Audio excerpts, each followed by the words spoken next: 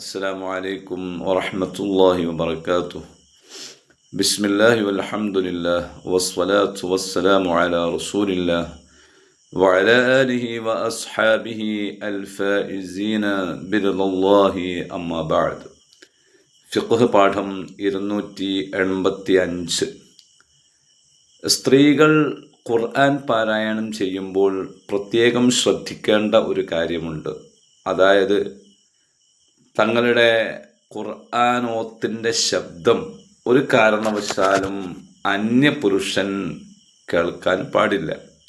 അഥവാ അന്യപുരുഷൻ കേൾക്കും വിധത്തിൽ ഖുർആൻ ഓതാൻ സ്ത്രീകൾക്ക് പാടില്ല. അപ്പോൾ അന്യപുരുഷൻ്റെ സാന്നിധ്യമുള്ള വീട്ടിൽ തന്നെയും അതല്ലെങ്കിൽ വഴിയോരത്ത് വീട് നിലകൊള്ളുന്ന ആളുകളും തങ്ങളുടെ ഖുർആനോത്ത് വഴിയിലൂടെ കടന്നു പോകുന്ന അന്യപുരുഷന്മാർ കേൾക്കാനിടയുണ്ട്. അതല്ലെങ്കിൽ വീട്ടിൽ തന്നെയുള്ള അന്യപുരുഷന്മാർ ഈ ഖുർആൻ പാരായണം കേൾക്കാൻ സാധ്യതയുണ്ട്. അതുകൊണ്ട് അങ്ങനെ അന്യപുരുഷന്മാർ കേൾക്കുന്ന രീതിയിൽ ശബ്ദമുയർത്തി ഖുർആൻ ഓതാൻ സ്ത്രീകൾക്ക് പാടില്ല.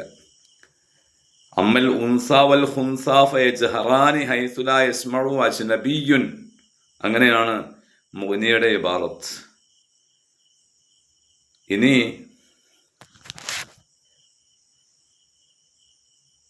സ്ത്രീകളെ സംബന്ധിച്ചിടത്തോളം അവരുടെ ഖുർആനോത്ത് ഉച്ചത്തിലാക്കാൻ പറ്റുന്ന സന്ദർഭങ്ങളിൽ തന്നെയും പുരുഷന്മാരെ പോലെ ഉച്ചത്തിലാക്കാൻ പാടില്ല.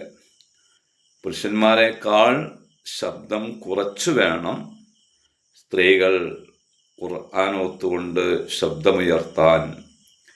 വയകൂനു ജഹ്റുഹുമാ ദൂന ജഹരി ദഖരി, അതാണ് പുരുഷന്മാർ ഉച്ചത്തിലാക്കുന്ന അത്ര സ്ത്രീകൾ ഉച്ചത്തിലാക്കാൻ പാടില്ല. അവർ അവരുടെ സ്ത്രീത്വത്തിൻ്റെ പരിധിയും പരിമിതിയും സൂക്ഷിച്ചുകൊണ്ട് വേണം ഖുർആൻ പാരായണം ചെയ്യാൻ. ഖുർആൻ പാരായണം മാത്രമല്ല, ദിക്റുകളും സ്വലാത്തുകളും ബുർദ പാരായണവും തുടങ്ങിയിട്ടുള്ള കുഞ്ഞുങ്ങളെ ഉറക്കാൻ വേണ്ടിയുള്ള താരാട്ട് പാട്ട് അടക്കം അന്യപുരുഷന്റെ സാന്നിധ്യത്തിൽ അന്യപുരുഷൻ കേൾക്കുന്ന വിധം ഒരിക്കലും കൊണ്ടുവരാൻ പാടില്ല എന്നത് കർമ്മശാസ്ത്രത്തിൻ്റെ കർശനമായ നിയമമാണ്. ഈ നിയമം സഹോദരിമാർ പാലിക്കേണ്ടതുണ്ട്. അല്ലാഹു തൗഫീഖ് നൽകട്ടെ. ആമീൻ. അസ്സലാമു അലൈക്കും വറഹ്മത്തുള്ളാഹി.